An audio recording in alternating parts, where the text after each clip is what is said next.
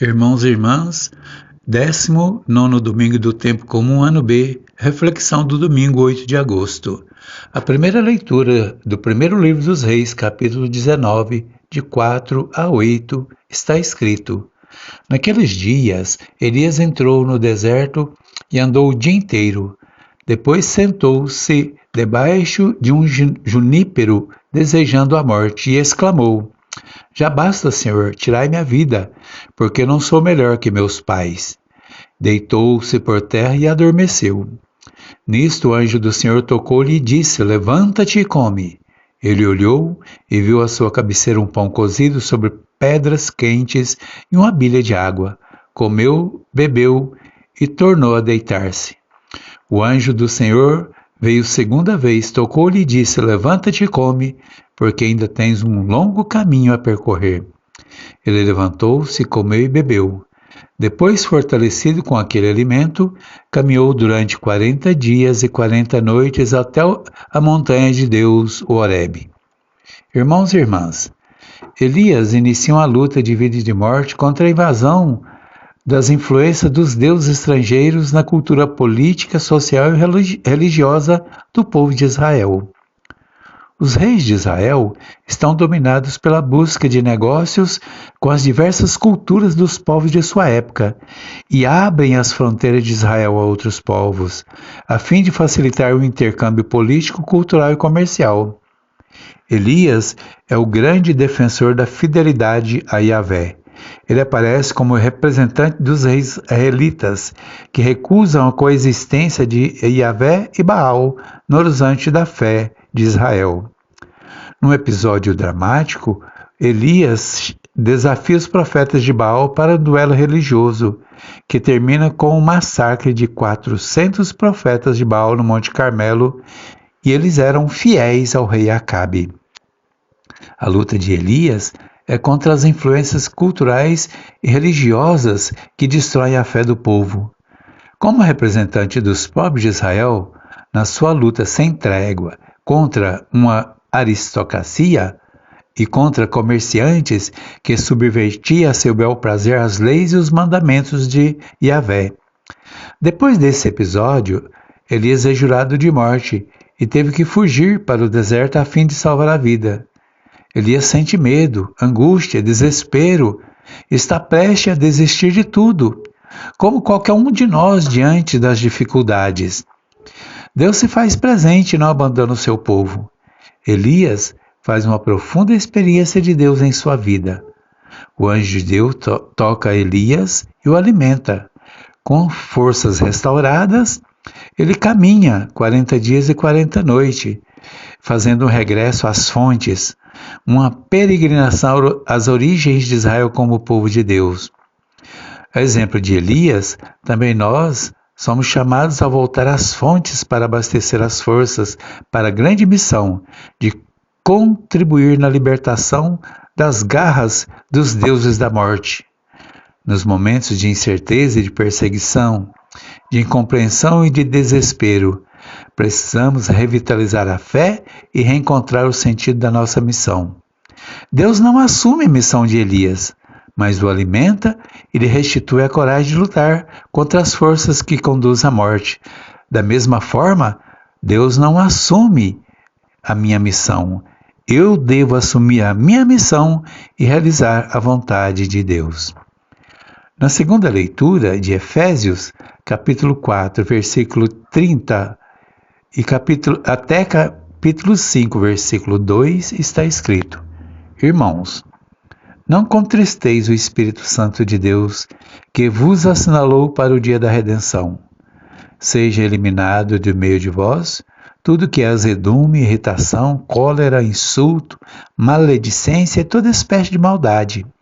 Sede bondosos e compassivos uns para com os outros, e perdoai-vos mutuamente, como Deus também vos perdoou em Cristo. Sede imitadores de Deus como filhos muito amados. Caminhai na caridade, a exemplo de Cristo, que nos amou e se entregou por nós, oferecendo-se como vítima agradável a Deus. Irmãos e irmãs, somos chamados a não contristar o Espírito Santo, ou seja, que a nossa fidelidade a Deus não seja desviada para servir a práticas da negação da vida e do amor ao próximo. A nossa missão é de eliminar de nossas vidas toda espécie de servidão que venha gerar todas as dificuldades, tudo aquilo que inibe, que dificulta e que impede o povo de Deus de servir. Pois estes vícios são manifestações do homem velho. Deus precisa de servos e servas cheios de bondade, cheios de compaixão, de graça e de perdão. Ao convidar os servos e servas a serem imitadores de Cristo no cumprimento da verdade, na realização do dom da partilha e na comunhão com todos, Deus nos convida a não gerar exclusão entre irmãos, a não afastar as pessoas do gozo da justiça, do direito e da verdadeira paz. Nossa missão é de exortar os dons da bondade, da compaixão, do perdão, do amor de Cristo entre todos os irmãos. Esta é a nossa missão.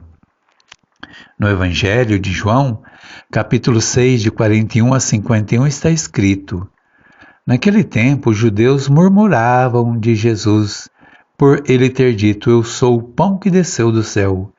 E diziam, não é ele Jesus, o filho de José? Não conhecemos seu pai e sua mãe? Como é que ele diz agora eu desci do céu? Jesus respondeu, não murmureis entre vós. Ninguém pode vir a mim se o Pai que me enviou não o trouxer. Eu o ressuscitarei no último dia.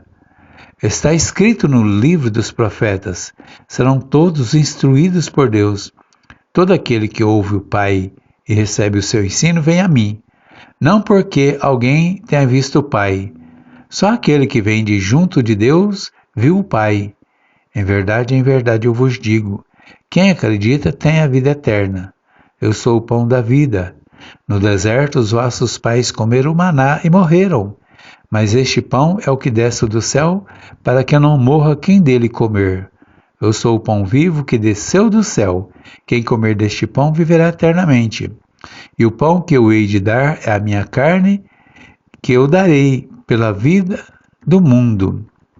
Irmãos e irmãs, Jesus apresenta Jesus como o Messias que veio ao mundo para cumprir o plano do Pai e fazer aparecer um homem novo. Ele é o verdadeiro pão que sacia todas as fomes. Ele é a luz que liberta os homens das trevas. Ele é o bom pastor que dá a vida pelas ovelhas. Ele é a vida e a ressurreição para o mundo. No Evangelho de hoje, Jesus é o pão da vida, é o pão que desceu do céu. Esta apresentação gera a murmuração dos judeus a propósito da palavra de Jesus. Os judeus instalados nas suas certezas, amarrados às suas seguranças, acomodados a um sistema religioso ritualista, estéril e vazio, não precisa do pão de Deus. Em seu orgulho e na sua autossuficiência, não precisam de Deus. O poder econômico e religioso dão o status que eles precisam. Mas eles não percebem que, além das necessidades imediatas, e esperam um Messias também imediatista, que venha e entre na lógica do jogo de poder que as nações viviam. Jesus vem quebrar essa lógica de exploração geradora de misérias humanas.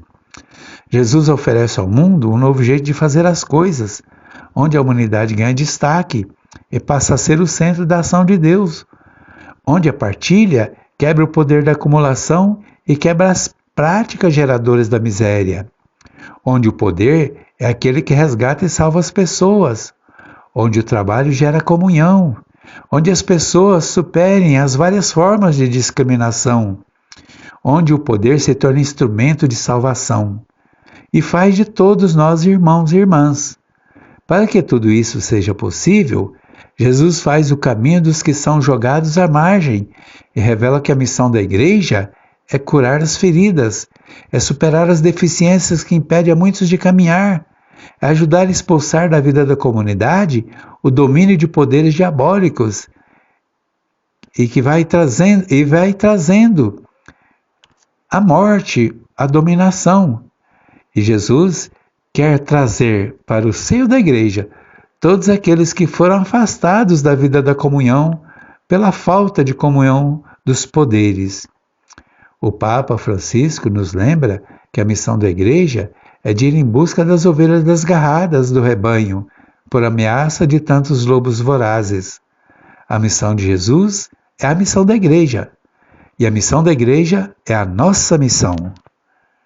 Que a graça, o amor e o poder de Deus estejam com todos. Amém.